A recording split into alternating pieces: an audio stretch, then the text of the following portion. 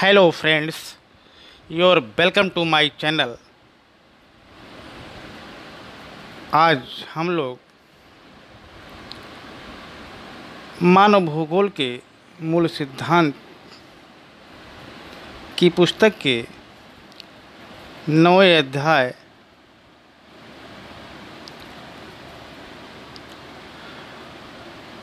International trade, जिसे हिंदी में अंतर्राष्ट्रीय व्यापार कहते हैं, आज हम लोग अंतर्राष्ट्रीय व्यापार या इंटरनेशनल ट्रेड के बारे में अध्ययन करेंगे और हम जानने का प्रयास करेंगे कि इसके बारे में सभ्यता के प्रारंभ में मानव की आवश्यकताएं भोजन, वस्त्र तथा विश्राम तक सीमित थी, जिन्हें प्रकृति पूरा कर देती थी। कृषि, कला और पशुपालन का विकास होते ही मानव की आवश्यकताएं बढ़ गई, अतः विनिमय की व्यवस्था का प्रचलन हुआ।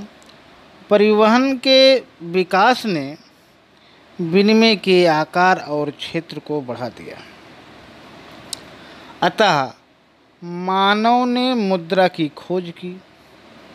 मुद्रा ने विनिमय का रूप बदलकर उसे क्रय विक्रय के रूप में ला दिया। इस प्रकार से हम कह सकते हैं कि वस्तुओं के क्रय विक्रय के साथ ही व्यापार का श्रीगणेश हुआ। ठीक, आगे हम देखेंगे, इसे दूसरे रूप में भी कह सकते हैं कि व्यापार का अर्थ होता है वस्तुओं और सेवाओं का आदान प्रदान। प्रकृति ने सभी क्षेत्रों को सभी सुविधाओं से संपन्न नहीं किया है। संसाधनों के वितरण की विशेषता ही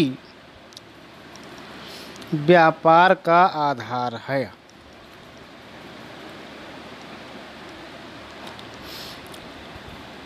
व्यापार के लिए निम्न परिस्थितियों का होना आवश्यक होता है। ये परिस्थितियां हैं: संपर्क, अतिरिक्त उत्पादन, वस्तुओं की भिन्नता, विनिमय की इच्छा, राजनीतिक स्थिरता। आगे हम लोग देखेंगे व्यापार का भौगोलिक क्षेत्रीय प्रतिरूप, geographical regional model of trade. व्यापार प्रधानतः 4 प्रकार का होता है। पहला है स्थानीय व्यापार। स्थानीय व्यापार पर या एक ही क्षेत्र के निवासियों द्वारा वस्तुओं का पारस्परिक विनिमय होता है। सेकंड है क्षेत्रीय व्यापार। जब एक क्षेत्र का मानव समूह दूसरे क्षेत्र को आयात निर्यात करता है तब क्षेत्रीय व्यापार होता है। और तीसरा है प्रादेशिक व्यापार। इसमें एक प्रदेश से दूसरे प्रदेश के बीच व्यापार होता है, जिसे प्रादेशिक व्यापार कहा जाता है। और अगला है अंतर्राष्ट्रीय व्यापार। जब देश आपस में आयात निर्यात करें तो उसे अंतर्राष्ट्रीय व्यापार कहते हैं। ठीक, इस प्रकार से विश्व व्यापार के प्रतिरूप और उपनतियाँ भी हम देखेंगे कि अंतर्राष्ट्रीय व्यापार पर औद्योगिक पूंजीवादी व्यवस्था वाले विकसित देशों का वर्चस्व है। सर्वाधिक आयात निर्यात संयुक्त राज्य अमेरिका करता है, उसके बाद जर्मनी, फ्रांस, ग्रेट ब्रिटेन ये सब करते हैं। ठीक, और नीदरलैंड, इटली, बेल्जियम ये सब करते हैं। और आगे देखेंगे हम, इस आधार पर विश्व व्यापार को दो भागों में डिवाइड किया गया है, और पहला है विकसित देशों का व्यापार और दूसरा है विकासशील देशों का व्यापार। तो विकसित देशों के व्यापार में संयुक्त राज्य America, Germany, France, great Britain, Norway, Sweden, Australia, Canada, New Zealand ये सब आते हैं, जहां प्रति व्यक्ति आय एवं राष्ट्रीय आय अधिक है। और सेकंड है विकासशील देशों का व्यापार। विकासशील देशों के व्यापार में वह देश आते हैं जहां प्रति व्यक्ति आय एवं राष्ट्रीय आय कम है। इसके अंतर्गत एशियाई देश, अफ्रीकी देश एवं लैटिन अमेरिकी देश आते हैं। ठीक, इस प्रकार से आगे हम लोग देखेंगे कि अंतर्राष्ट्रीय व्यापार का क्या इतिहास है। अंतर्राष्ट्रीय व्यापार के विकास को इतिहास के झरोकों से देखते हैं। प्राचीन काल में परिवहन जोखिम भरा था, वस्तुओं का व्यापार स्थानीय होता था। निर्धन लोग मात्र भोजन सामग्री तथा वस्तुओं को खरीदते थे, जबकि धनवान आभूषण खरीद लेते थे। इस प्रकार से था। और आगे हम देखेंगे कि अंतर्राष्ट्रीय व्यापार की आवश्यकता। क्या आपने कभी विचार किया है कि आज भी अंतर्राष्ट्रीय व्यापार अस्तित्व में क्यों बना हुआ है? अंतर्राष्ट्रीय व्यापार तब तक अस्तित्व में बना रहेगा जब तक मानव इस धरा पर जीवन यापन करता रहेगा। आज भी अंतर्राष्ट्रीय व्यापार का अस्तित्व निम्न कारणों से बना हुआ है, जिसमें पहला है उत्पादन में विशिष्टीकरण को बनाए रखने के लिए अंतर्राष्ट्रीय व्यापार आवश्यक है। और दूसरा है विश्व में कृषि, उद्योग तथा वाणिज्य के विकास हेतु अंतर्राष्ट्रीय व्यापार आवश्यक है। और तीसरा है वस्तुओं और सेवाओं के तुलनात्मक उत्पादन के लिए अंतर्राष्ट्रीय व्यापार आवश्यक है। और चौथा है परिवहन के विकास और पोषण के लिए अंतर्राष्ट्रीय व्यापार आवश्यक ही नहीं वरन अनिवार्य है। और पांचवा है विश्व स्तर पर लोगों को सस्ते मूल्य पर आवश्यक वस्तुओं सुलभ कराने के लिए अंतर्राष्ट्रीय व्यापार का अन्य कोई विकल्प नहीं है। ठीक, इस प्रकार से हम आगे देखेंगे अंतर्राष्ट्रीय व्यापार के क्या क्या आधार हैं। तो अंतर्राष्ट्रीय व्यापार के आधार इस प्रकार हैं। पहला है राष्ट्रीय संसाधनों में भिन्नता पाई जाती है। और दूसरा है जनसंख्या कारक। जनसंख्या कारक में दो प्रकार के कारक हैं। एक सांस्कृतिक कारक, जिसमें संस्कृति, कला, शिल्प ये सब आते हैं। और दूसरा है जनसंख्यात्मक कारक। इसमें सघन जनसंख्या वाले देश जनसंख्या के सतत पोषण के लिए आयात पर, जबकि कम जनसंख्या वाले देश निर्यात पर बल देते हैं। तीसरा है आर्थिक विकास की अवस्था, क्या क्या स्टेजेज हैं। और अगला है विदेशी निवेश की सीमाएं। और पांचवा है परिवहन। इस प्रकार से अंतर्राष्ट्रीय व्यापार के महत्वपूर्ण पक्ष भी हैं। 3 महत्वपूर्ण पक्ष हैं, जिसमें व्यापार का परिमाण, व्यापार की गई वस्तुओं की वास्तविक तौल को परिमाण कहा जाता है। यह परिमाण भार में न आकर मूल्य में आका जाता है। ठीक, आगे हम देखेंगे व्यापार संयोजन।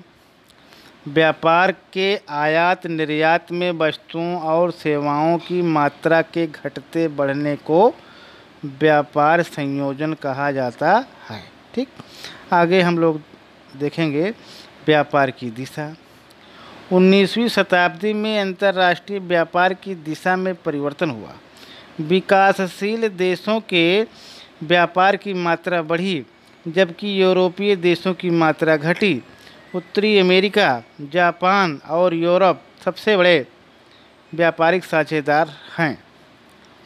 ठीक, और इस प्रकार से हम लोग व्यापार संतुलन को देखते हैं कि आयात निर्यात के अंतर को व्यापार संतुलन कहते हैं। इसके अंतर्गत आयात और निर्यात की वस्तुओं और सेवाओं की मात्रा और मूल्यों का प्रलेखन होता है। देश में आयात अधिक तथा निर्यात कम हो तो प्रतिकूल